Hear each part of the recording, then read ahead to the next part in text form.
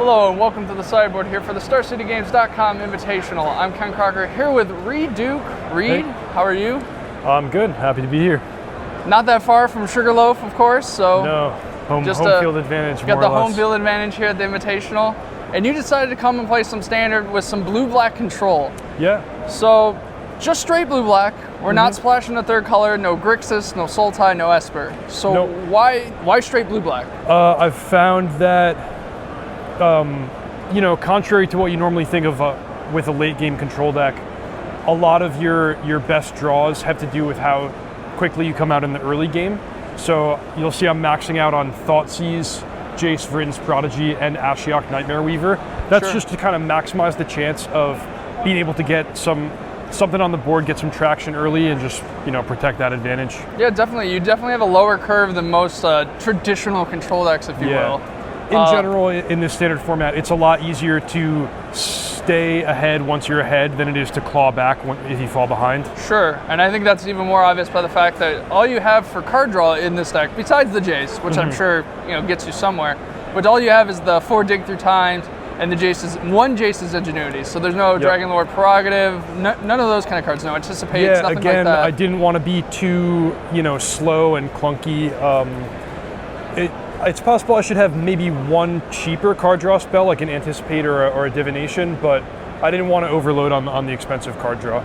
So, this is a pure control deck insofar as really your win conditions, as far as anyone can tell right away, is just Ashiok Nightmare Weaver and Solemgar the Drifting Death. Yeah, and Jace Emblem with Jace. Sure, I guess if we get to the Jace Emblem, then I guess we got him. Yeah. So, what were you expecting in the field in order to want to play this blue-black control deck, since it's so pretty much traditional? Well, I found this deck to prey on the other kind of mid-range strategies, which is most of standard, to be honest, like most versions of Abzan or control decks that have a higher mana curve, or like Dragon's control deck, something like that. Any of these decks, you have a lot of the tools to just kind of beat them at their own game. You can come out quickly and then dig through times the absolute best. So anyone playing green? Anyone playing green, yeah, anyone more playing or less. Green? Green Devotion is also a very good matchup. Okay. I assume we don't want to run into the mono-red deck? No.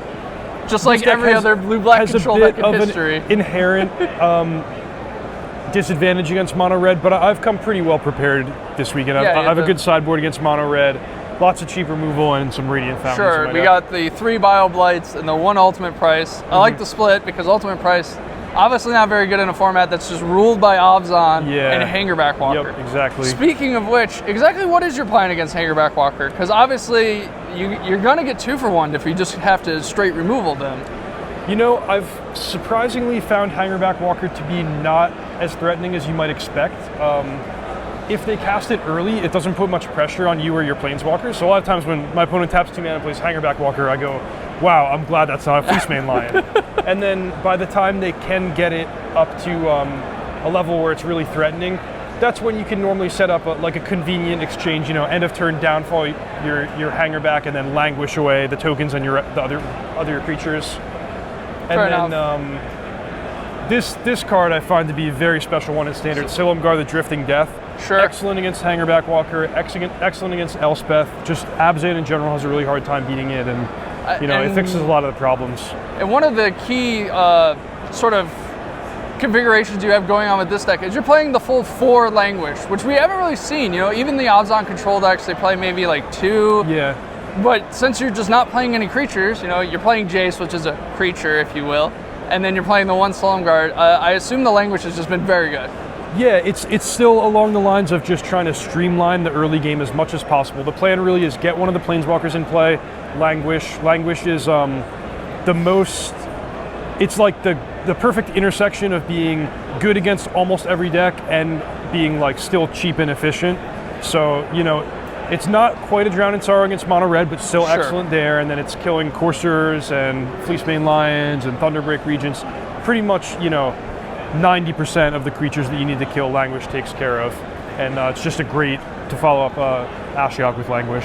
Fair enough. So in your sideboard, we have some more sweepers. Yep. Obviously, we have a one of Crux of Fate, and we have a one of Perilous Vault. Yeah. When are you bringing these in? Because they're pretty expensive. Those are against the 10% of creatures that Languish doesn't kill, more or less. So Taxicur and Siege Rhino? Yeah, Crux of Fate, really good against Green Devotion, really good against Siege Rhino decks. And the Perilous Vault is there because I found myself having a really hard time if the opponent could ever make a monstrous Fleecemane Lion have more than 4 toughness. Like now the Hangerback Abzan deck can just Abzan charm the Fleecemane Lion. You can no longer Languish it away. It's nice to just have one card for the super late game that you can dig through time and find and just, you know, clean up the mess, so to speak. And we got some interesting one-ofs, I guess we'll say. We got a Taxicur. Yep. We got a Drowned of Sorrow. I assume that's against the aggro decks. But the really interesting ones is we have an Annul. Yeah. And we have an Orbs of Warding. So the Annul.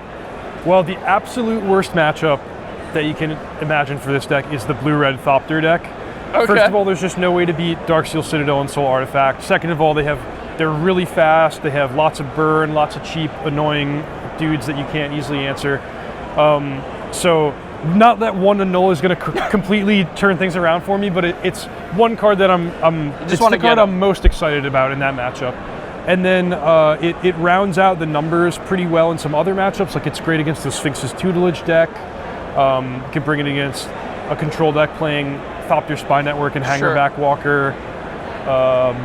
There are some other applications that aren't coming to mind right away, but you'd be surprised the number of decks that have threatening artifacts and enchantments that you want like a small number of annuls against. And 1 mana is pretty good when you're trying to streamline your control deck. Absolutely. Could you talk to me about the Orbs of Warding? Orbs of Warding is awesome. It might be my favorite sideboard card in the whole deck. It's just perfect if you can survive the early rush against mono red and drop Orbs of Warding, the game's over. They can't target you with burn spells. Most of their guys are just really ineffectual in the face of an Orbs of Warding. Sometimes you don't even have to survive the early rush. If they draw the right mix of creatures, Orbs of Warding is just completely shuts them down. That said, I didn't want to play more than one because it is a 5-mana card against a matchup that's really fast, and I don't want it to be in my opponent's best interest to board in stuff like Smash to Smithereens and Destructive Revelry, but with one copy, I'm kind of happy if they're diluting their deck with that stuff. Yeah, if their hand's full of smashes, I think you're doing all right. Yeah. All right, Reid. Well, this looks great. You're off to a great start, and we really appreciate you taking the time to set us in. Thanks. It was nice talking to you. All right, so if you guys are looking for a Sugarloaf award-winning blue-black control deck, this is it right here. Stay tuned for more magic here at the Invitational.